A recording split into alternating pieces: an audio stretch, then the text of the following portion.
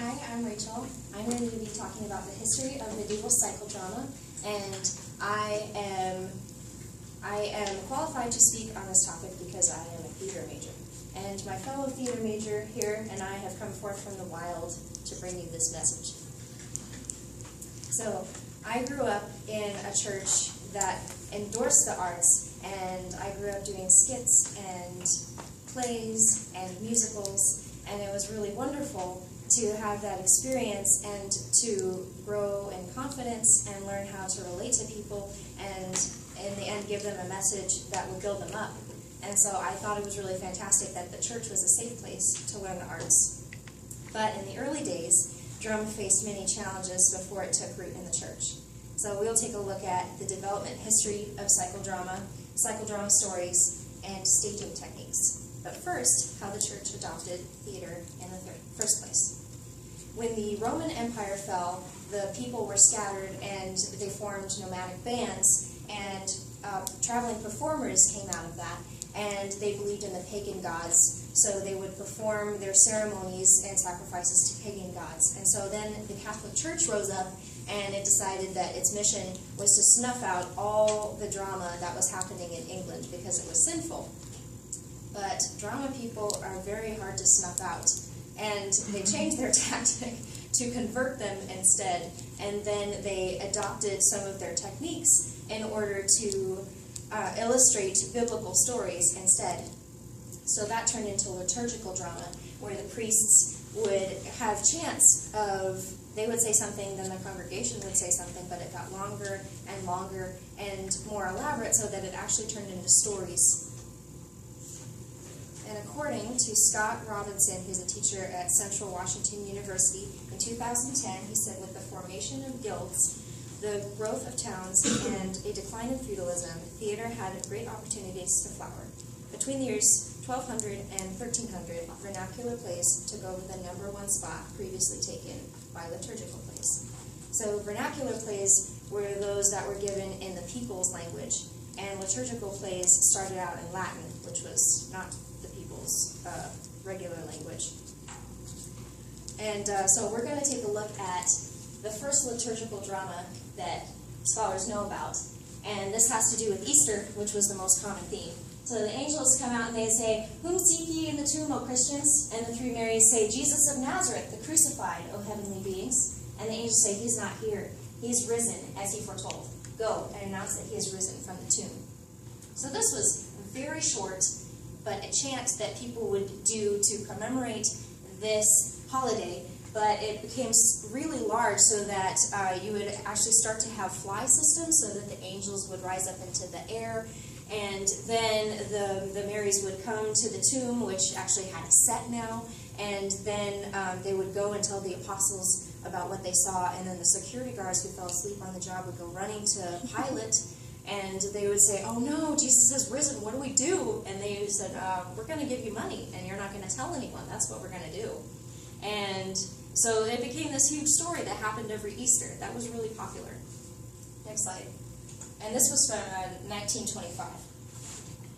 So it became bigger and bigger, and by the 12th century, performances moved outside of the church because they got so large that they had to use the churchyard instead.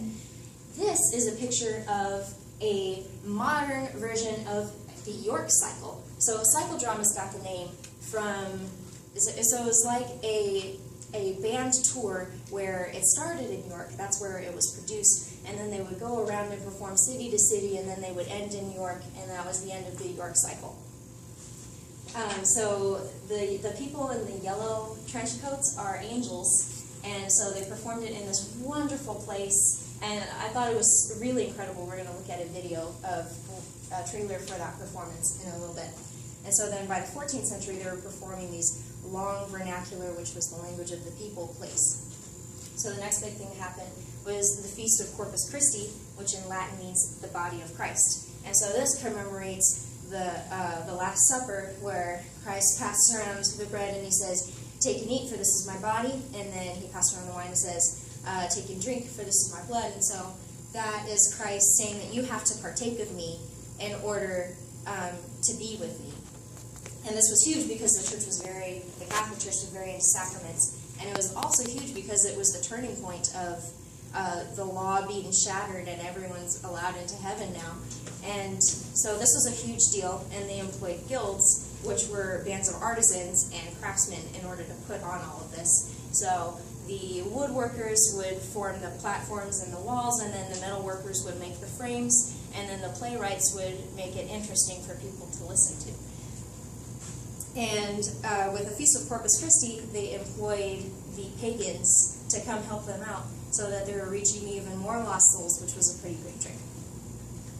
And according to Clifford Davidson of the University of Rochester in 2011, Corpus Christi was instituted by Pope Urban IV, and it took place the Thursday after Trinity Sunday, which was in April. So, next slide. So, what did these sets look like? This is a pageant wagon. There are two types. There's one that's fixed and one that's portable. So the fixed ones were heavier and had more pieces, parts, and they would kind of open up like a pop-up book. And so they would have a fly system. So here's the machine loft, and so that's where you would have, you know, your pulleys for the angels to go up and down. And then down here would be where you would change costumes. And this also served as the backdrop. And performers would also, you know, get down and actually perform in the streets too. So it wasn't just this little station that they had. So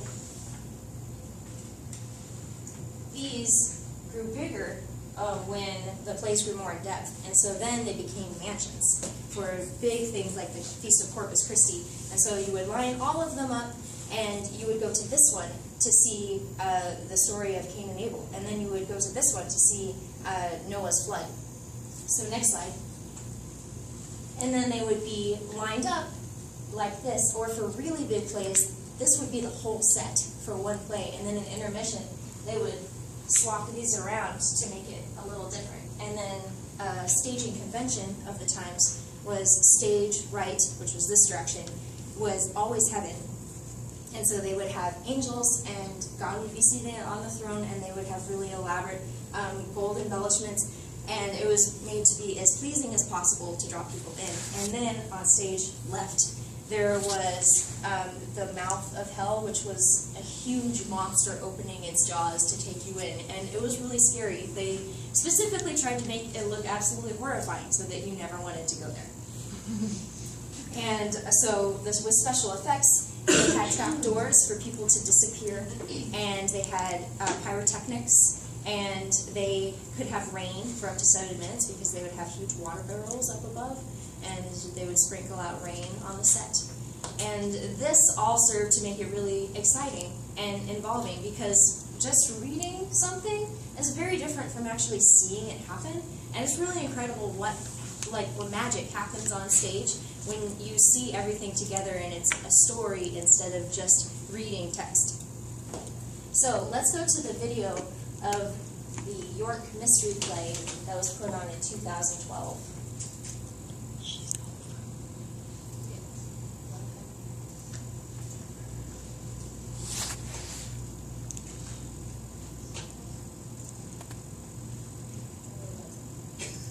All of them. We want all of them at once.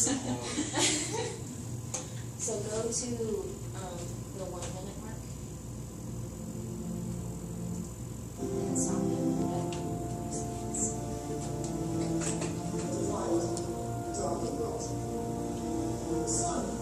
Can you expand it?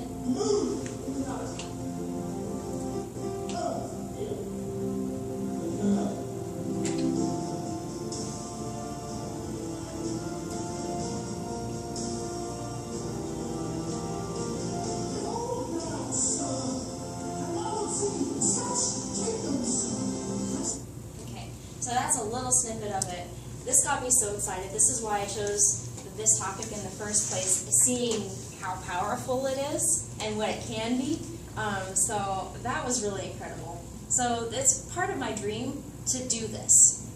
But let's review what we covered today. We talked about how the church embraced drama, forming guilds and festivals, making Bible stories relatable, and the incredible staging techniques that makes it come to life.